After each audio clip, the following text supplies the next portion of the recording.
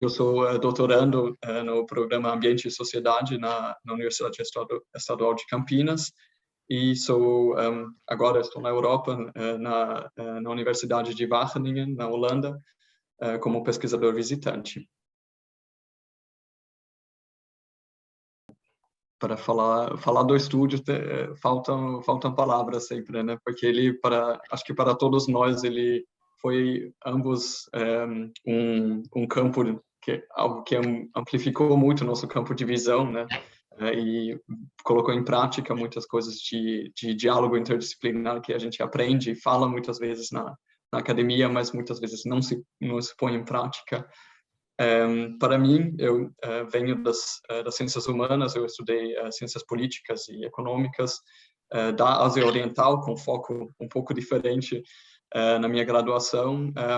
O estúdio foi um primeiro início, uma casa. A Tatiana abriu as portas depois do projeto ser muito ativo em 2012, 2013, 2014. Eu cheguei lá em 2015. E para mim foi um campo de experimentação. Eu queria saber mais sobre a área ambiental, entrar em assuntos ambientais, entender um pouco mais sobre assuntos de planejamento urbano e regional. E a Tatiana me deu muito espaço lá dentro para entrar nessa exploração. Junto com a Letícia, com o Gabriel, tive um pouco menos de contato durante essa época, mas consegui entrar bastante nesse campo de serviços ecossistêmicos e ficar como pesquisador associado ao estúdio por mais de um ano e depois desenvolver meu mestrado sobre pagamento por serviços ambientais dentro do PPGTE da UTFPR, que também, junto com a Letícia, foram discussões riquíssimas, a Tatiana também guiando esse caminho para ser um pós-graduando nesse campo. E também algo que acho que dentro do estúdio foi muito importante na nossa trajetória de vida acadêmica e pessoal, eu acho, de assumir um pouco de responsabilidade, de tomar conta da organização de um grande evento, o Seminário Internacional de Cidades e Bem-Estar Humano, que a gente organizou depois de ter tantas discussões legais nesse projeto, e depois a organização dos outros 2 livros que a gente vai falar daqui a pouco também.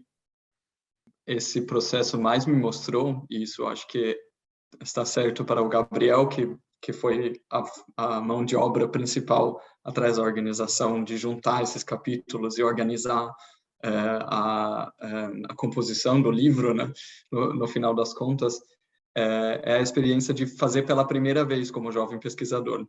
Agora estou fazendo parte de uma rede de jovens pesquisadores sobre serviços ecossistêmicos, uma rede onde a gente vê, eu estou na parte da coordenação dessa rede e sempre vendo e revendo essa experiência que eu vivi no processo do estúdio e no processo de organizar esse seminário, que talvez a gente esquece depois de já ter passado por essa experiência, como a gente precisava de uma primeira porta de entrada para pela primeira vez, ter a responsabilidade de estar nessa posição, para depois aprender e depois olhar de volta para ela e dizer, olha, o quanto que eu aprendi.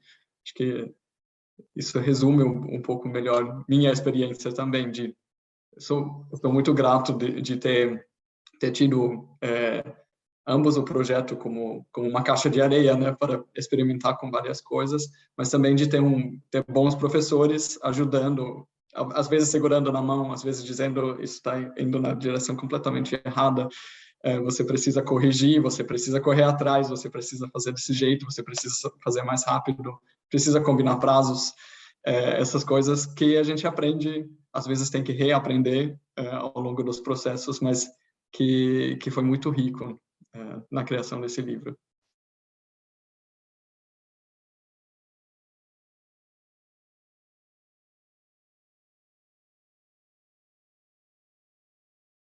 Os 2 livros têm os resultados das pesquisas apresentadas no nosso seminário sobre cidades e bem-estar humano. e a gente tentou encaixar eles em uma das duas linhas de pesquisa que o estúdio está abordando. Uma é via serviços ecossistêmicos e a outra é via questões de mobilidade, que é o estudo de caso mais citado aqui, né? E então ele abarca várias questões que estão relacionadas ao bem-estar humano nas cidades que são tratadas pelas questões de mobilidade. Então, tratam de talvez questões um pouco mais comuns de trânsito, de ciclismo na cidade de Curitiba, onde tem muita coisa acontecendo. Algumas coisas que talvez a gente não pense diretamente, como um boletim de ocorrência, questões sociais relacionadas ao trânsito, que a gente precisa de acadêmicos para refletir um pouco sobre, né?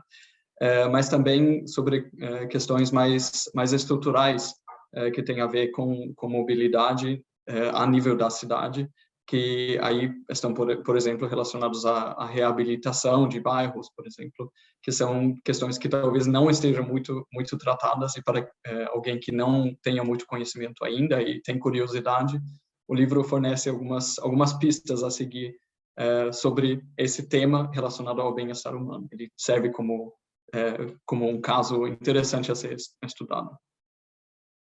Eu acho que foi um pouco isso também que esse livro me ensinou, que eu fui traçando na minha pesquisa e aí vendo nos capítulos também, que quando se trata de bem-estar e cidades, nunca se pode só falar de cidades, né? Como você mencionou no início, sempre tem que ter uma visão muito generalista, e isso significa sempre olhar além dos limites que a gente define, né?